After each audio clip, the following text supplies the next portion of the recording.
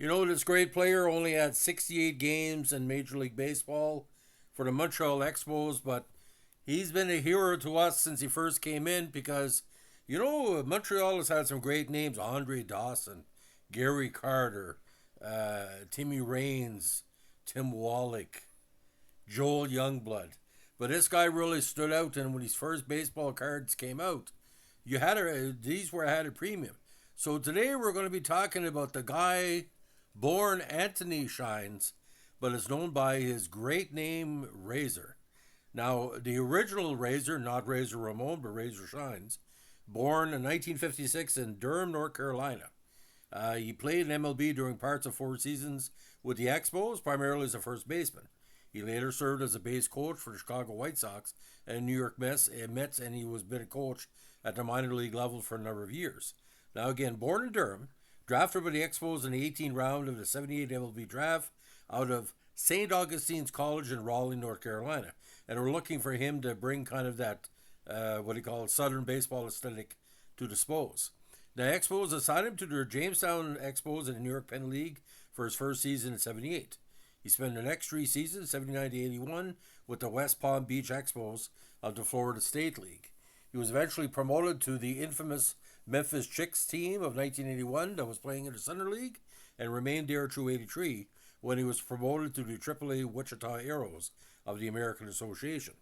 He made his MLB debut on September 9, 83 as part of the fall call-ups, and he appeared as a pinch hitter against the Mets, but did not get an official appearance because the Mets made a pitching change. And get this, he was subsequently pitch hit for himself. He played in 2 more games that season as leading defensive replacement against the Cubs on September 12th and as a pinch hitter on October 2nd versus the Mets. He recorded his first MLB hit in that at bat, a single to left field off Tim Leary. Now, in parts of 4 MLB seasons with the Expos, he played in 68 games, 81 at bats, 15 hits, 1 double, 5 RBIs, 1 stolen base, 5 walks, 185 average, 239 on base percentage, 198 slugging percentage, 16 total bases, and 1 sacrifice fly. He also pitched an inning in a blowout loss to the Phillies in 1985. Now, he spent the majority of 9 seasons with the Indianapolis Indians, becoming a local legend and fan favorite within the city of Indy.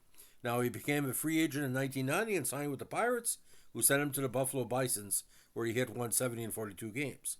When the Pirates released him during the season, he signed with the Mexico City Reds of the Mexican League. He retired after spending the 93 season in the Red system. Now, on May 16, 2006, the Indianapolis Indians honored Shines, who was managing to visit Charlotte Knights, with a Razor Shines night. Shines kept his residence in Indianapolis during his playing years and for a few years afterwards. After retirement, he began his coaching career there at a local baseball academy and at Bishop Chartier High School. Shines also coached at Lebanon High School in Lebanon, Indiana in the 98 season. He later became a minor league manager, where he managed the Birmingham Barons of the Southern League and the Clearwater Threshers of the Florida State League. Shines, as of this writing, has over 500 wins as a minor league manager. In 2007, he found himself back in Major League Baseball, coaching at third base for the White Sox. Now, on September 12, 2007, he was eventually named manager of the Phillies Single A Clearwater Threshers team. He managed the Threshers to a 64-76 record in 08.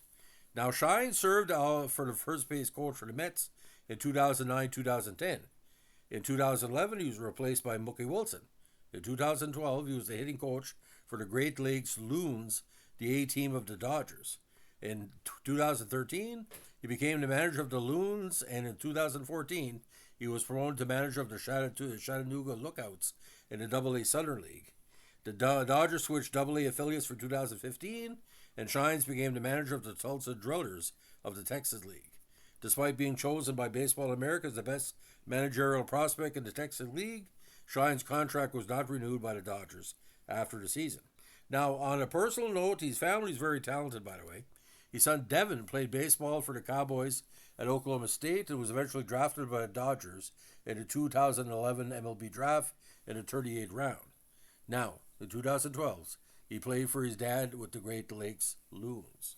Now, in 2009, Shines was named by Maxim as having the most badass name of all time, Razor's a family name. It was his grandfather's middle name and his father's middle name.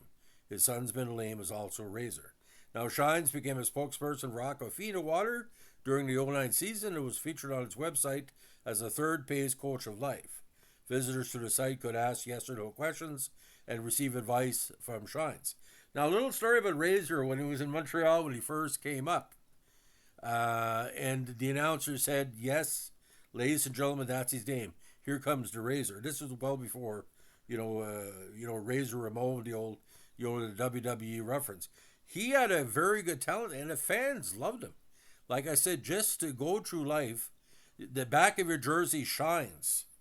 You shine as an athlete, whatever. And we're very affectionate to him because he was very good with the media, very good with the kids.